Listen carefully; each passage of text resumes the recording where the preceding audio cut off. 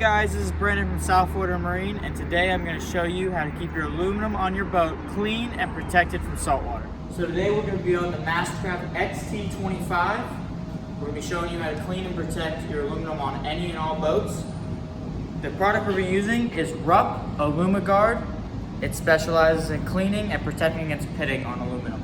To use Rupp Aluma Guard, simply spray a thin layer on your rag and wipe thoroughly on all parts of your aluminum.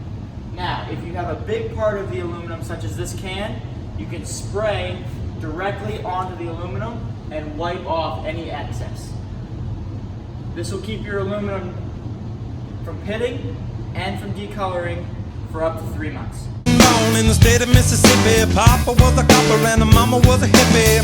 In Alabama, she would swing a hammer. Price you gotta pay when you break the panorama. She never knew that